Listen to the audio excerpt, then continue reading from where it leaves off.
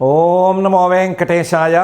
శ్రీమత్పాదయుగధరా ధీమద్హృదయగవరా గోవింద గోవింద. నదేయవస్తు ప్రతిపత్తిరిష్యతే ప్రదేయవస్త్వాత్మక ఆత్మసర్వకే యదేయమద్ధా ప్రమతిర్నృణాం భవేత్ తదైవ సర్వవ్యవహారలోపనం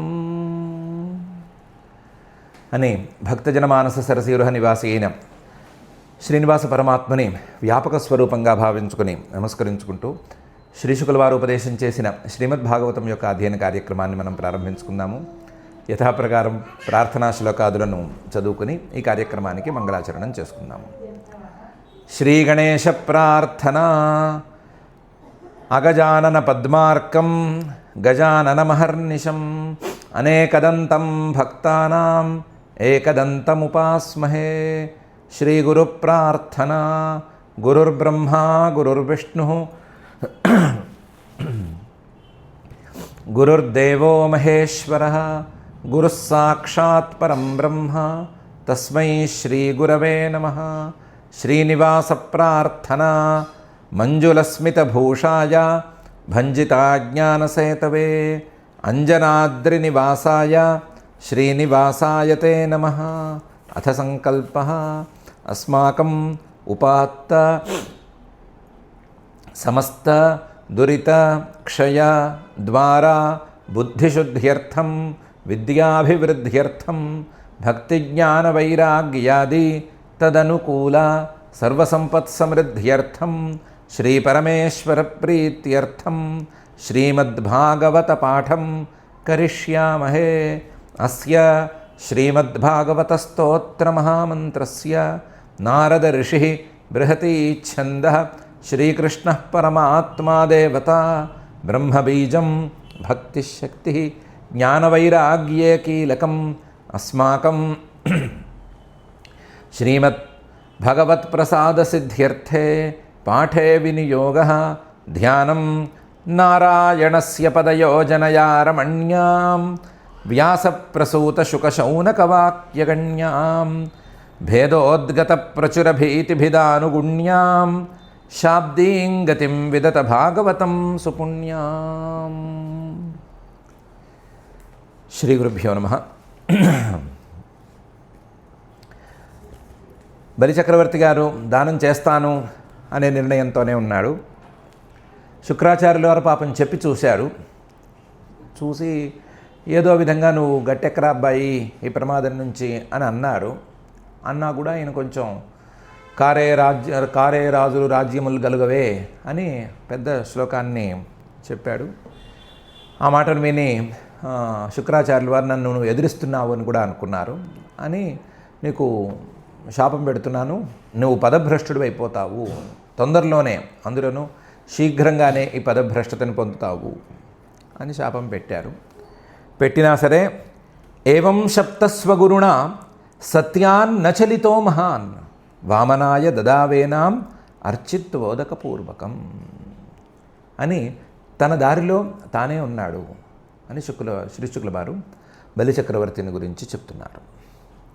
ఏవం శప్త ఏమని, నువ్వు తొందరగానే నీ పదవి నుంచి భ్రష్టుడు అయిపోతావు అని గురువు శుక్రాచార్యుడు ఈ పదవిని తెచ్చిపెట్టి ఈ పదవిని స్థిరపరచటానికి నానాయాగాలు చేయిస్తున్న శుక్రాచార్యుడే శపించిన తర్వాత కూడా ఏవం శప్త స్వగురుడా, తనకు ఆ శుక్రాచార్యుడి మీద ఎంతో నమ్మకం ఉన్నా ఆ శుక్రాచార్యుడు వారు చెప్పింది చెప్పినట్టుగా నడుచుకుంటూ ఇంతవరకు వస్తున్నా సరే ఇది సత్యానికి అబద్ధానికి, నిజానికి అబద్ధానికి జరుగుతున్న యుద్ధం కాబట్టి ఈ యుద్ధంలో నిజం వైపే ఉండాలి అని అనుకుని సత్యాత్ నచలిత, సత్యం నుండి ఒక్క అడుగు కూడా అటువైపు వేయలేదు, అబద్ధం వైపు మొగ్గలేదు.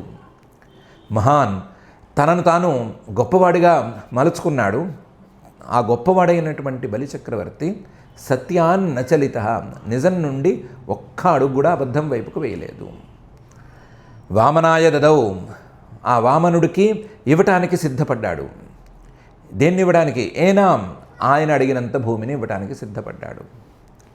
దానికి మళ్ళీ అర్చిత్వ ఉదకపూర్వకం, ఆయన్ని మళ్ళీ పూజ చేసి, ఆయనకి ఓ పూజ చేసి ఉదకపూర్వకంగా అంటే నీళ్లు తీసుకుని నీళ్లతో సహా సంకల్పపూర్వకంగా దానం చేయటానికే సిద్ధపడ్డాడు. అంతే తప్ప మనసులో కూడా అసత్యాన్ని రానివ్వలేదు. ఏవం శప్తస్వగురుణా సత్యాన్ నచలితో మహాన్ వామనాయ దదావేనాం అర్చిత్వోదకపూర్వకం. ఈయనేమో సంకల్పపూర్వకంగా దానం చేద్దామని నిర్ణయించుకున్నాడు. సంకల్పపూర్వకంగా దానం చేయటం అంటే ఏంటి అంటే సంకల్పంతు సదా కుర్యాత్ స్నాన దాన వ్రతాదికే అన్యథా పుణ్యకర్మాణి నిష్ఫలాని న సంశయః అనే ధర్మశాస్త్ర వచనం ప్రకారం ఒక పుణ్యతీర్థంలో పుణ్యక్షేత్రంలో స్నానం చేయాలన్నా, ఒక మంచి పాత్రుడికి యోగ్యుడైన వాడికి దానం చేయాలన్నా, ఏదైనా ఒక వ్రతం కొత్త వ్రతం పూజ లాంటివి ప్రారంభించాలన్నా ముందు సంకల్పం చేయాలి. ఏ పుణ్యకర్మ అయినా సరే ముందు సంకల్పం చేసుకోవాలి. సంకల్పం చేసుకోకపోతే ఆ పుణ్యకర్మ సరిగ్గా ఫలితాన్ని ఇవ్వదు. మరీ వ్యర్థమేమైపోదు, మరీ పాడైపోదు, కానీ పూర్తి ఫలితాన్ని అయితే ఇవ్వదు అనే వాక్యాన్ని దృష్టిలో పెట్టుకున్నాడు. దాని ప్రకారం తత్సదితి తత్సదద్యేత్యుక్త్వాదౌ దేశకాలాది కీర్తనం కృత్వా స్వనామ గోత్రోక్తిం ప్రవరోక్తిం విధాయ చ దేయనామాధిపావుక్త్వా స్వేహితోచ్చారణం తథా యత్ర వాక్యే సంప్రదాన నామాద్యుక్తిర్భవేత్ తథా సతోయ కుశమాదాయ సంకల్ప పరికీర్తితః అని ధర్మశాస్త్ర లక్షణం. ఆ లక్షణం ప్రకారం సంకల్పం చేయడానికి పూనుకున్నాడు. ముందు తత్సత్ అని ప్రారంభించుకోవాలి. ప్రారంభించుకొని అద్య ఈరోజు అని అనుకోవాలి. ఈరోజు అంటే ఏమి రోజు అంటే ఈరోజు అంటే మొత్తం సృష్టి ఆది నుంచి ఈ రోజు వరకు ఉండేటువంటి లెక్కని మొత్తం చెప్పాలి. బ్రహ్మణ ప్రథమ పరా ద్వితీయ పరార్ధే శ్వేతవరాహ కల్పే వైవస్వతమన్వంతరే అని బ్రహ్మగారి ఆయుస్సు నుంచి చెప్పుకుంటూ రావాలి. చెప్పుకుని ఈరోజు సంవత్సరము, అలాగే ఋతువు, మాసము, పక్షము, తిథి, వారము ఇవన్నీ చెప్పాలి. కుదిరితే నక్షత్రము, యోగము, కరణం కూడా చెప్పుకోవచ్చు. ఇవన్నీ చెప్పుకుని దేశకాలాది ఈరోజు ఇక్కడ అని దేశాన్ని, ప్రదేశాన్ని, తానున్న ప్రదేశాన్ని గురించి కూడా చెప్పాలి.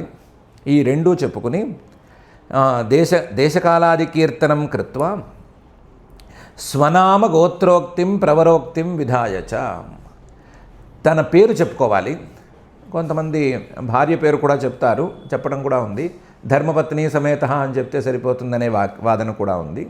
భార్య పేరు తన పేరు కానీ చెప్పుకుని, తన పేరు చెప్పుకునేటప్పుడు తన పేరుతో పాటుగా తన గోత్రం పేరు కూడా చెప్పుకుని, గోత్రంలో ఉండేటువంటి ఋషుల పేర్లు కూడా చక్కగా చెప్పుకుని, ఇలాంటి నేను అహం ఏదో ఫలానా గోత్ర, ఫలానా ప్రవర అని అనుకుని, ఫలానా నామధేయ అని అనుకుని, ప్రవరోక్తిం విధాయ చ దేయనామాధిపా ఉక్త్వా నేను ఈరోజు ఈ ఫలానా ద్రవ్యాన్ని దానం చేయబోతున్నాను అని ప్రదేయ ద్రవ్యాన్ని గురించి కూడా చెప్పి, ఏదో హిరణ్యం ఇవ్వబోతున్నాను, బంగారం దానం చేయబోతున్నాను, భూమిని దానం చేయబోతున్నాను, లేదా ఇంకోటి ఏదో చేయబోతున్నాను అని ఆ దేయ ద్రవ్యం పేరు చెప్పి, దేయద్రవ్యాన్ని మాత్రమే కాకుండా దేయద్రవ్యానికి అధిపహ అని ఉంటాడు.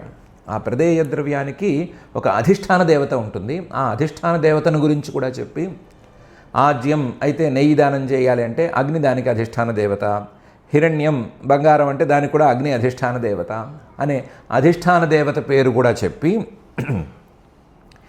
ఈ ద్రవ్యాన్ని తాను ఎందుకు దానం చేయబోతున్నాడు అనే విషయాన్ని కూడా చెప్పుకోవాలి. అది కామ్యమైతే స్వేహితోచ్చారణం తథా తనకి ఎందుకు దానం చేయాలనిపిస్తోంది, ఏ కోరికతో దానం చేస్తున్నాడు అనే మాట చెప్పుకుని, ఎవరికి ఇవ్వబోతున్నాడు అనే మాట కూడా చెప్పాలి. ఫలానా బ్రాహ్మడికి, ఫలానా పేరున్న బ్రాహ్మడికి, అందులో ఫలానా బ్రాహ్మడి యొక్క గోత్రం ఏంటి, ఆయన ప్రవరేంటి, ఆయన ఎంత గొప్పవాడు అని కూడా చెప్పుకోవాలి. చెప్పి అంతకుముందే ఆచమనం చేయడం కోసం నీళ్ళు ఎలాగో పెట్టుకున్నాడు కాబట్టి ఆ నీళ్ళని దర్భల్ని చేతిలోకి తీసుకుని సతోయ కుశమాదాయ ఈ నీళ్ల సాక్షిగా, ఈ కుశలు అంటే దర్భలు వీటి సాక్షిగా నేను ఈ దానం చేయబోతున్నాను అని సంకల్పం చేసుకోవాలి. ఇలా సంకల్పం చేస్తే ఈ సంకల్పంతో చేసినటువంటి దానం, సంకల్పపూర్వకంగా చేసినటువంటి దానం ఎక్కువ ఫలితాన్ని ఇస్తుంది. మాస పక్ష తిథీనాంచ నిమిత్తానాంచ సర్వశః ఉల్లేఖనం అకుర్వాణః న తస్య ఫలభాగ్ భవేత్ అని కూడా దీనికి ఇంకో మాట ఉంది.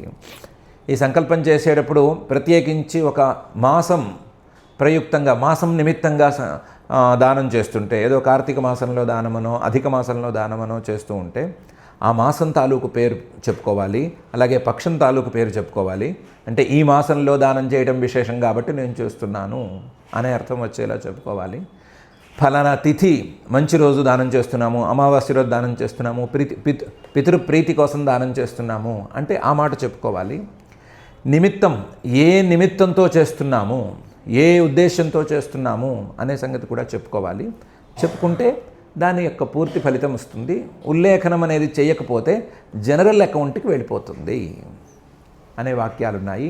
ఆ వాక్యాల నిర్ణయాలని మనసులో ఉంచుకుని ఆయన బలిచక్రవర్తి గారు దర్భలు అలాగే నీళ్లు చేతిలో పెట్టుకుని సంకల్పపూర్వకంగా ఈ దానం చేద్దామని సిద్ధపడ్డాడు.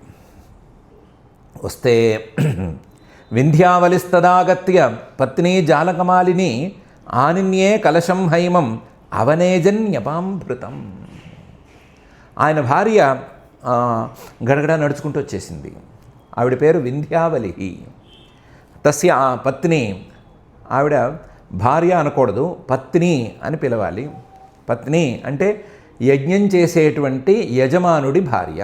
యజ్ఞం చేసేటప్పుడు దీక్షలో ఉండేటువంటి భార్య. మిగతా భార్యలకి భార్య అనే పేరు, పత్ని అనే పేరు సరి అయింది కాదు. పత్యుర్నో యజ్ఞ సంయోగే అని వ్యాకరణ సూత్రం. దాని ప్రకారం యజ్ఞం చేస్తున్నప్పుడు యజమానుడితో సహా కూర్చున్న దీక్షతో ఉన్నటువంటి భార్యకు పత్ని అని పేరు. ఈవిడ పత్ని, ఈ వింధ్యావళి అనే ఆవిడ పత్ని. ఆ పత్ని తదా ఆగత్య, దూరం నుంచి చూస్తోంది వ్యవహారం అంతా. అక్కడికి చరచరా నడుచుకుంటూ వచ్చింది. వచ్చిన ఆవిడేమీ సామాన్యురాలు కాదు, జాలకమాలిని. మంచి ముత్యాల మాలల్ని ధరించింది. ముత్యాల మాలల్ని, అందులోనూ జాలకాలని, ఓ స్పెషల్ ముత్యాలకి పేరుట. ఆ స్పెషల్ ముత్యాలతో తయారు చేసిన మాలలు వేసుకుని వచ్చింది. ఆవిడొచ్చి ఆనిన్యే కలశం హైమం, బంగారు కలశం తీసుకొచ్చింది. బంగారు కలశంలో బంగారు కొమ్ము చెంబులో నీళ్లు తీసుకొచ్చింది. అవనేజన్యపాంభృతం. అవనేజని అంటే ఈ సంకల్పం చేయడానికి వీలుగాను, అలాగే ఆ కొమ్ము చెంబులో నీళ్లు తీసుకుని ఆ వామనుడి కాళ్ళు కడగటానికి వీలుగాను, తర్వాత నమమా అని నీళ్లు వదిలిపెట్టడానికి వీలుగాను నీళ్ళని బంగారు కొమ్ము చెంబులో తీసుకొచ్చింది. మంచి పరిశుద్ధమైన నీళ్లతో బంగారు చెంబుతో అక్కడికి నడుచుకుంటూ వచ్చింది. వచ్చి దాన ప్రక్రియలో తాను కూడా చేయి వేద్దామని అనుకుంది.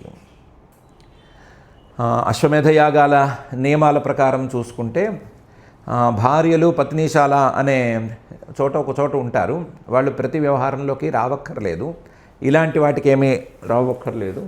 ఎందుకంటే ఈ మహారాజు గారు కాబట్టి ఈయనకి సేవకులు ఉంటారు. సేవకులు నీళ్ళు తెచ్చిపెడితే ఈయన దానం చేయదలుచుకుంటే చేసేసేయచ్చు. కానీ ఈ దానం వ్యవహారం 10 మంది ఇటు అటు చేరటము, ఇవ్వమని కొంతమంది, వద్దని కొంతమంది, ఇవ్వాలా వద్దా అని సందేహము, అడిగిందేమో 3, ఏదో టిపికల్గా ఉండటం, ఇవన్నీ గమనిస్తోంది ఆవిడ. ఇందులో ఏదో విశేషం ఉంది, మన భర్త ఏమనుకుంటున్నాడో అది జరగాలి అని అనుకుని తన అవసరం పెద్దగా లేకపోయినా సరే అక్కడికి చరచరా నడుచుకుంటూ వచ్చింది. అందులోనూ ఆవిడ మహారాణి కాబట్టి రానక్కర్లేదు, సేవకులతో తీసుకురామనొచ్చు, సేవకుల్ని తెమ్మనొచ్చు. కానీ తానే వచ్చేటప్పుడు తానే బంగారు కొమ్ము చెంబు తెచ్చింది. తను తేవక్కర్లేదు కొమ్ము చెంబు, అయినా సరే తెచ్చింది. అందులోనూ జాలకమాలిని అంటే ఇంకో రకంగా కూడా చెప్పుకోవచ్చు. యజ్ఞం చేసేటప్పుడు ఆ యజమాన పత్నులకి, అంటే యజమానుడి భార్యకి తల మీద ఒక టోపీ లాంటిది పెడతారు. ఆ టోపీ తెల్లని ఊలుతో తయారు చేసింది పెడతారు. ఈవిడికి ముత్యాలతో తయారు చేసినటువంటి టోపీని పెట్టారు. జాలకమాలిని ముత్యాలతో తయారు చేసిన ఒక టోపీ లాంటిది ఆవిడ ముడి కనిపించకుండా, బయటికి కనిపించకుండా పెట్టారు. అలా అశ్వమేధయాగ వైభోగాన్ని అనుభవిస్తున్న తెల్లటి ముత్యాల టోపీ లాంటిది పెట్టుకుని అందంగా ఉన్నటువంటి ఆ వింధ్యావళి అక్కడికి చరచరా నడుచుకుంటూ వచ్చి తానే బంగారు కొమ్ము చెంబు తీసుకొచ్చి ఈ దానంలో పాల్గొనడానికి సిద్ధపడింది. వింధ్యావలిస్తదాగత్య పత్నీ జాలకమాలిని ఆనిన్యే కలశం హైమం అవనేజన్యపాంభృతం. ఈయన బలిచక్రవర్తి గారు సంతోషించాడు. దానం చేసేటప్పుడు భార్య వచ్చి అడ్డం పడకుండా సహాయం చేస్తే సంతోషమే కదా అని అనుకున్నాడు. అనుకుని యజమాన స్వయం తస్య శ్రీమత్ పాదయుగం ముదా అవనిజ్యావహన్మూర్ధ్ని తదపో విశ్వపావని.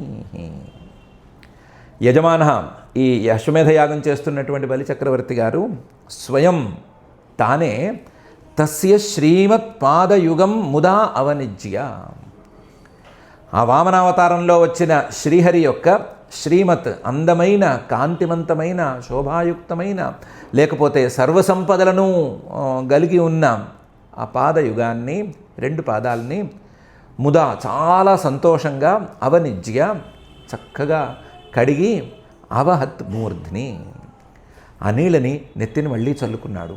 ఇంతకుముందు ఒకసారి కాళ్ళు కడిగేశాడు. కాళ్ళు కడిగేసి నీకు కావాల్సింది తీసుకో అన్నాడు. ఇప్పుడు ప్రత్యేకించి ఈ దానంలో భాగంగా ఈ కాళ్ళు మళ్ళీ కడిగాడు. కడక్కపోయినా పర్వాలేదు అనిపిస్తుంది కానీ మళ్ళీ కడిగాడు. తదపో విశ్వపావని, ఈ కాళ్ళు కడిగిన నీళ్లు సామాన్యమైన నీళ్ళ, ఈ నీళ్లు విశ్వపావని ప్రపంచం మొత్తాన్నే పావనంగా మార్చగలిగినటువంటి నీరు. అలాంటి నీళ్లతో నెత్తిని చల్లుకున్నాడు. యజమాన స్వయం తస్య శ్రీమత్ పాదయుగం ముదా అవనిజ్యావహన్మూర్ధ్ని తదపో విశ్వపావని. ఇదైన తర్వాత దానం వ్యవహారం మొదలైంది.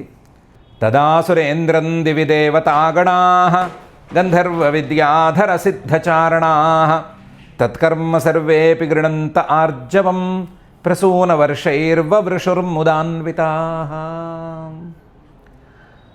ఈ కాళ్ళు కడుక్కుని నెత్తిని నీళ్లు చల్లుకుని, నువ్వు అడిగిన భూమిని 3 అడుగుల భూమిని నీకు దానం చేస్తున్నాను నమమ్మా అని ఆయన బలిచక్రవర్తి గారు నీళ్లు వదిలిపెడుతున్నటువంటి వేళలో తదా అసురేంద్రం, ఆ రాక్షసేంద్రుడిని, దివి దేవతాగణాః, ఆకాశంలో నుంచున్న దేవతాగణాల వాళ్ళు, గంధర్వ విద్యాధర సిద్ధ చారణాః, గంధర్వులు విద్యాధరులు సిద్ధులు చారణులు వీళ్ళందరూ కూడా సర్వేపి తత్కర్మ ఆర్జవం గృణంతః, ఇంత రుజువుగా ఇంత సత్యం కోసం పాటుపడి నిజం వైపే నేను నిలబడతాను అని చివరికి తన గురువును కూడా ఢీకొని ఇంతవరకు దానం చేసిన వాడు చరిత్రలో లేనే లేడు.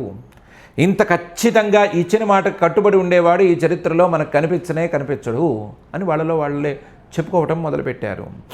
చెప్పుకోవటం మాత్రమే కాకుండా ప్రసూన వర్షై వవృషు, పుష్పవృష్టిని పైనుంచి కురిపించారు. ముదాన్వితాః, అందరూ నిజానికి ఈయన చేసిన ఈ పనికి సంతోషించారు. బలిచక్రవర్తి గారి ఈ పనికి దేవతాగణాల వాళ్ళు, ఆయనకి శత్రువులైన దేవతాగణాల వాళ్ళు, వాళ్లకు అనుచరులుగా ఉండేటువంటి వాళ్ళు వీళ్ళందరూ కూడా చాలా సంతోషించారు. సంతోషించి పుష్పవృష్టిని కురిపించారు. తదాసురేంద్రం దివి దేవతాగణాః గంధర్వ విద్యాధర సిద్ధచారణాః తత్కర్మ సర్వేపి గృణంత ఆర్జవం ప్రసూన వర్షైర్వవృషుర్ముదాన్వితాః.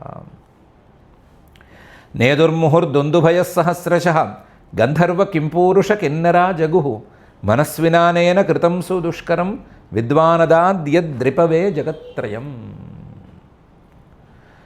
నేదుః ముహుః దుందుభయః, దేవదుందుభులు మాటిమాటికి మోగినాయి. సహస్రశః, వేల కొద్దీ దుందుభులు మోగినాయి. ఇది కాక సహస్రశః గంధర్వ కింపూరుష కిన్నరాః, గంధర్వులు కింపురుషులు కిన్నరులు ఈ జాతి వాళ్ళందరూ కూడా జగుహు, వేల కొద్దీ వీళ్ళందరూ వేల కొద్దీ పాటలు పాడారు. ఏమని? మనస్వినానేన కృతం సుదుష్కరం. ఔదార్యం అంటే బలిచక్రవర్తి గారిది, ఉదారుడు అంటే బలిచక్రవర్తి గారు ఒక్కడే ఉదారుడు. అలాంటి ఉదారుడైన బలిచక్రవర్తి గారు తన ఉదార భావంతో సుదుష్కరం కృతం, గురువును కూడా ఎదిరించి తనకి మొత్తం ఉన్నదంతా ఊడిపోతుందని తెలిసినా సరే మరెవ్వరూ చేయలేనటువంటి పెద్ద పని చేశాడు.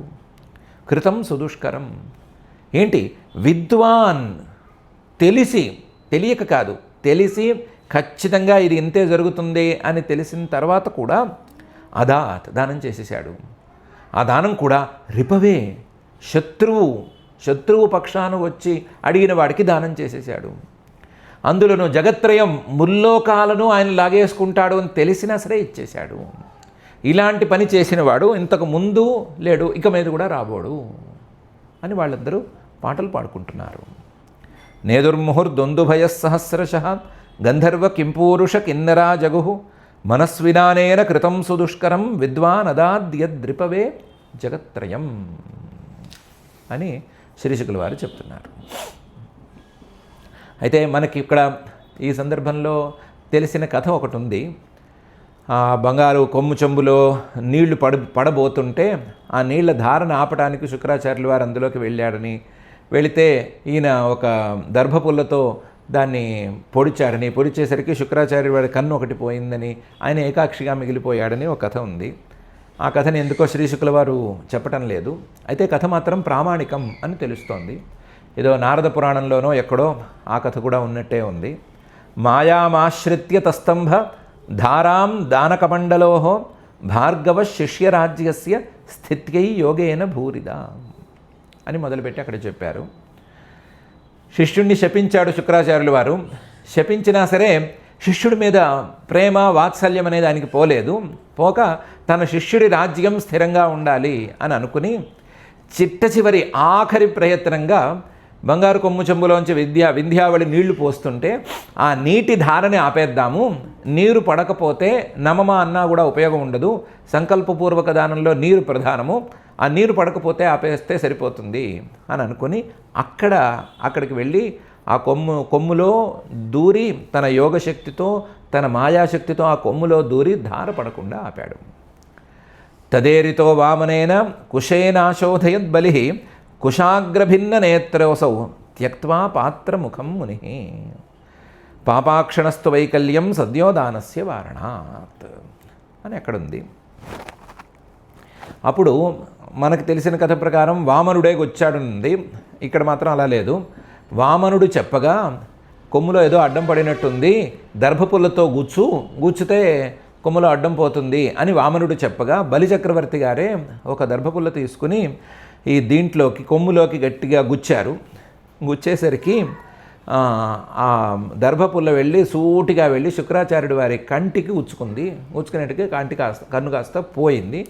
పోయేసరికి కన్ను పోయిన నొప్పితో ఆయన అక్కడి నుంచి బయలుదేరి వెనక్కి వచ్చేసరికి మళ్ళీ జలధార మామూలుగా పడిపోయింది, దానం అనేది పూర్తయిపోయింది అని ఆ కథ. ఈ కథ ప్రామాణికమే. వామనుడు గుచ్చాడు అనే అంశం కాకుండా మిగతా అంశాలతో ఈ కథ ప్రామాణికమే. ఈ కథని శ్రీశుకుల వారు ఎందుకో చెప్పలేదు, కానీ మనం చెప్పుకోవడంలో మాత్రం ఒక ఆంతర్యం ఉంది ప్రత్యేకించి. ఎవరైనా సరే మంచి పనులు జరుగుతుంటే అడ్డం పడ్డా, మంచి పనులు జరుగుతున్నప్పుడు కొంచెం కనీసం క్రూరంగా చూసినా సరే వాళ్ళ కళ్ళు పోతాయి. అందులోనూ దానాలకు అడ్డం పడేవాళ్ళు, చేసిన దానాలని పాడు చేసుకుని అన్యాక్రాంతం చేసేవాళ్ళు, లేదా బలవంతానంగా స్వాధీనం చేసుకునేవాళ్ళు, ఇలాంటి వాళ్ళందరికీ కళ్ళు పోతాయి అని చెప్పడానికే ఈ కథ మొదలైంది. పాపాక్షణస్తు వైకల్యం సద్యోదానస్య వారణాత్. ఆ దానాన్ని, మంచిగా జరుగుతున్నటువంటి దానాన్ని పాపదృష్టితో చూసినా, దాన్ని వారించినా, దాన్ని పాడు చేసినా, ఏమైనా భ్రష్టు పట్టించినా సరే వెంటనే అంగవైకల్యం అనేది వస్తుంది అని చెప్పడానికే ఈ కథ నారద పురాణంలో చెప్పారు. అందుకని మనం ప్రత్యేకించి ఆ మాట చెప్పుకుంటున్నాము. అయితే దేవబ్రాహ్మణ మాన్యాలని బాగా అనుభవిస్తున్న వాళ్ళు, వాళ్ళ ద్రవ్యాల్ని స్వాధీనం చేసుకుని లేదా అన్యాక్రాంతం చేసుకుని సుఖపడుతున్న వాళ్ళు చాలామంది ఉన్నారు కదా అంటే ఉండొచ్చుగాక. అత్యుగ్ర పుణ్యపాపానాం ఇహైవ ఫలమశ్నుతే త్రిభిర్వర్షైస్త్రిభిర్మాసైస్త్రిభిః పక్షైస్త్రిభిర్దినై అని ఇంకొక శాస్త్రవాక్యం ఉంది. ఆ శాస్త్రవాక్యం ప్రకారం ఎప్పుడైనా సరే పుణ్యం కానీ పాపం కానీ ఉగ్రంగా అంటే కొంచెం ఎక్కువ స్థాయిలో కనుక చేస్తే దాని ఫలం వెంటనే అందుతుంది. అది అంత ఉగ్రం కాకపోతే దాని ఫలం అందుతుంది కానీ వెంటనే అందుతుంది, మనకి చూసే వాళ్ళకి కనిపిస్తుంది అనే నియమం ఉండదు. అది 3 సంవత్సరాల తర్వాత అయినా జరగచ్చు, 3 మాసాల తర్వాత జరగచ్చు, 3 పక్షాల తర్వాత, 3 వారాల తర్వాత, 3 రోజుల తర్వాత, 3 గంటల తర్వాత, ఎప్పుడైనా జరగచ్చు. ఒక్కొక్కప్పుడు 3 జన్మల తర్వాత కూడా ఫలితాన్ని అనుభవించవలసి రావచ్చు. కానీ ఫలితం మాత్రం అనుభవించడం తప్పనిసరి అని చెప్పడానికి ఈ శాస్త్రవాక్యంతో కూడినటువంటి ఈ ఆఖ్యానం. దానాల్ని, ధర్మాల్ని ఎవరు పాడు చేయకూడదు. దాన ధర్మాలు జరిగేటప్పుడు ఎవరూ దాన్ని చెడగొట్టకూడదు. లేదా మన తండ్రిలో తాతలో దానం చేస్తే దాన్ని ఏదో విధంగా మనం స్వాధీనం చేసుకుందాము, ఏదో ఒక లూప్ హోల్ని వెతికి స్వాధీనం చేసుకుందాము లాంటి మాటలేమీ అనుకోకూడదు. అలాంటి ద్రవ్యాలు ఈ జన్మలో కాకపోయినా మరొక జన్మలోనైనా సరే దుష్ఫలితాలను ఇస్తాయి. అలాంటి చర్యలు ఎప్పుడూ పనికిరావు అని చెప్పడానికే మనం కూడా ప్రత్యేకించి ఈ కథని శ్రీశుకుల వారు చెప్పని మరొక పురాణంలో ఉండేటువంటి కథని, మనకు బాగా తెలిసిన కథని చెప్పుకున్నాం. దీంతో ఈ దాన ప్రక్రియ అనేది పూర్తయిపోయింది. దేనితో శుక్రాచార్యుల వారు వద్దన్నా సరే, ఆయన అడ్డం పడ్డా సరే, ఆయన కన్ను పోగొట్టిన తర్వాత అయినా సరే, బలిచక్రవర్తి గారు నీళ్లతో సహా నమమా అని ఆయనకి 3 అడుగుల భూమిని దానం చేయటం అనేటువంటి దాన ప్రక్రియతో మొత్తం దాన ప్రక్రియ పూర్తయిపోయింది. నేదుర్ముహుర్దుందుభయ సహస్రశో గంధర్వ కింపూరుష కిన్నరాజగు మనస్వినానేన కృతం సుదుష్కరం విద్వానదాద్యద్రిపవే జగత్రయం అని చెప్పటంతో దాన ప్రక్రియ పూర్తయిపోయింది. ఇక మీద ఈ దానం పుచ్చుకున్నటువంటి మహానుభావుడు దాన్ని ఎలా స్వాధీనం చేసుకున్నాడు, తనకు కావాల్సినట్లుగా బలిచక్రవర్తి చెప్పినట్లుగా వాంఛాత ప్రతిగృహ్యతాం, నీకు కావాల్సినట్లుగా ఎలా తీసుకోమని చెప్పాడు కదా, దాన్ని ఎలా తీసుకున్నాడు అనే సంగతి మళ్ళీ పెద్ద సంగతి, చాలా పెద్ద వ్యవహారం అది. దాన్ని మనం కొంచెం జాగ్రత్తగా మరొక రోజు కూర్చుని విచారణ చేసుకుని జాగ్రత్తగా మనం అధ్యయనం చేసుకుందాం. ఇప్పటికైతే దానం చేసేటప్పుడు సంకల్పపూర్వకంగా చేసేటువంటి దానానికి ఉన్నటువంటి విలువ, దీని గురించి మనం జాగ్రత్తగా తీసుకుందాము.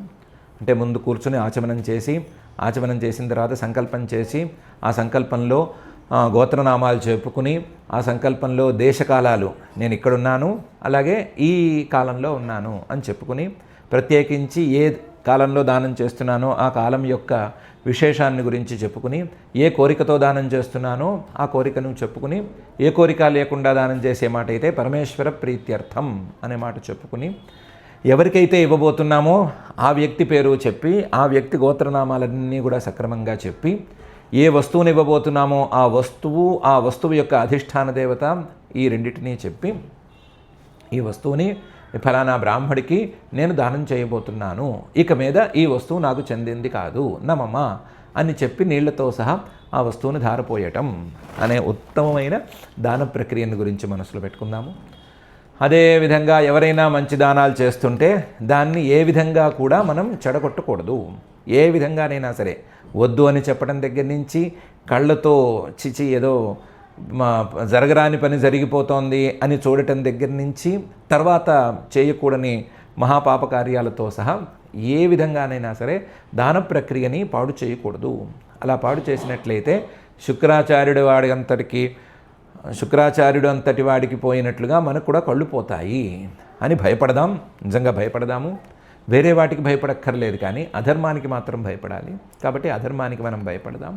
భయపడి దానం మనం చేయగలిగితే చేయటం, జరుగుతుంటే చూస్తూ సంతోషించటం, ఇంతే తప్ప దానాల్ని చెడగొట్టకూడదు అనేటువంటి నిర్ణయాన్ని మనం తీసుకుందాం. అలాగే కుదిరితే దానానికి వింధ్యావళి సహకరించినట్లుగా సహకరించటం అనే పనైనా చేయొచ్చు అని నిర్ణయించుకుందాం.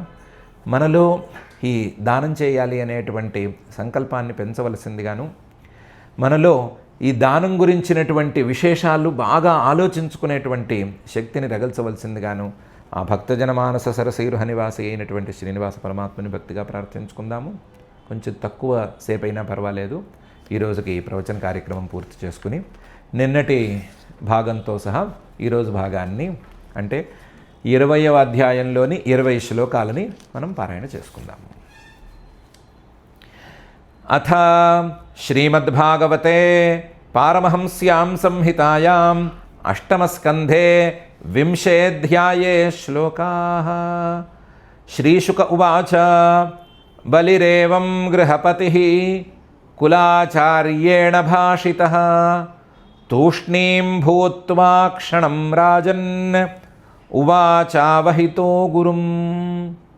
బలిరువాచ సత్యం భగవతా ప్రోక్తం ధర్మోయం గృహమేధినాం అర్థం కామం యశో వృత్తిం యో న బాధేత కర్హిచిత్ సచాహం విత్తలోభేన ప్రత్యాచక్షే కథం ద్విజం ప్రతిశ్రుత్య దదామీతి ప్రాహ్లాదిః కితవో యథా నహ్యసత్యాత్ పరో ధర్మః ఇతి హోవాచ భూరియం సర్వం సోఢుమలం మన్యే ऋते लीकपरं नरं नाहं बिभेमि निरयात् नाधन्यादसुखार्णवात् न स्थानच्यवनान् मृत्योः यथा विप्रप्रलम्भनात् यद्यद्धास्यति लोकेऽस्मिन्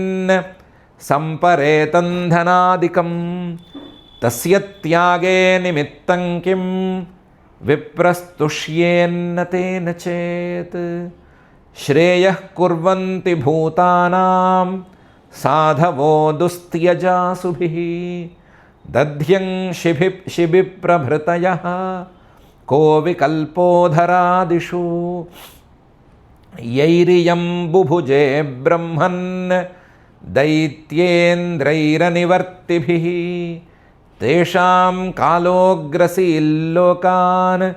न यशोऽधिगतं भुवि सुलभायुधि विप्रर्षे ह्यनिवृत्तास्तनुत्यजः न तथा तीर्थ आयाते श्रद्धया ये धनत्यजः मनस्विनः कारुणिकस्य शोभनं यदर्थिकामोपनयेन दुर्गतिः कुतः पुनर्ब्रह्मविदां भवादृशां ततो वटोरस्य ददामि वाञ्छितं यजन्ति यज्ञक्रतुभिर्यमादृताः भवन्त आम्नाय विधानकोविदाः स एव विष्णुर्वरदोऽस्तु वा परः दास्याम्यमुष्मै क्षितिमीप्सितां मुने यद्यप्यसावधर्मेण मां बध्नीयादनागसं तथाप्येनं न हिंसिष्ये भीतं ब्रह्मतनुं रिपुम् एष वा उत्तमश्लोको न जिहासति यद्यशः हत्वा मैनां हरेद्युद्धे शयीतनिहतो मया। श्रीशुक उवाच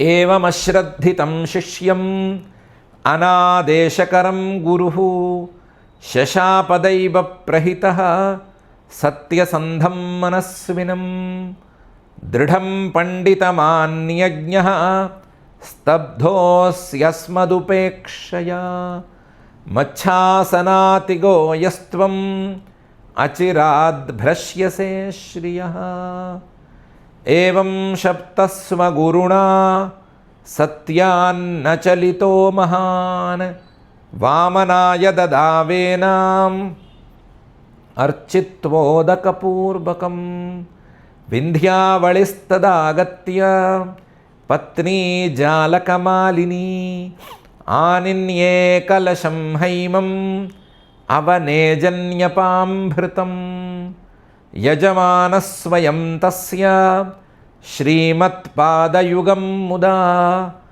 अवनिज्यावहन्मूर्ध्नि तदपो विश्वपावनीः तदा सुरेन्द्रं दिवि देवतागणाः गन्धर्वविद्याधरसिद्धचारणाः तत्कर्म सर्वेऽपि गृणन्त आर्जवं प्रसूनवर्षैर्ववृषुर्मुदान्विताः नेदुर्मुहुर्दुन्दुभयः सहस्रशः गन्धर्व किं पूरुष किन्नरा जगुः मनस्विनानेन कृतं सुदुष्करं विद्वानदाद्यद्रिपवे जगत्त्रयम् इति श्रीमद्भागवते पारमहंस्यां संहितायाम् अष्टमस्कन्धे 20ध्याये श्लोकाः। अथ क्षमा प्रार्थना यदक्षरपदभ्रष्टं मात्राहीनं तु यद्भवेत् तत्सर्वं क्षम्यतां देव नारायण नमोऽस्तु ते। అథ భగవత్సమర్పణం కాయేన వాచా మనసేంద్రియైర్వా బుద్ధ్యాత్మనా వా ప్రకృతే స్వభావాత్ కరోమి యద్యత్ సకలం పరస్మై నారాయణాయేతి సమర్పయామి. అథ లోకక్షేమ ప్రార్థనా సర్వే భవంతు సుఖినః సర్వే సంతు నిరామయాః సర్వే భద్రాణి పశ్యంతు మా కశ్చిద్ దుఃఖభాగ్ భవేత్. అథ మంగళం శ్రియః కాంతాయ కళ్యాణ నిధయే నిధయేర్థినాం శ్రీవేంకటనివాసాయ శ్రీనివాసాయ మంగళం.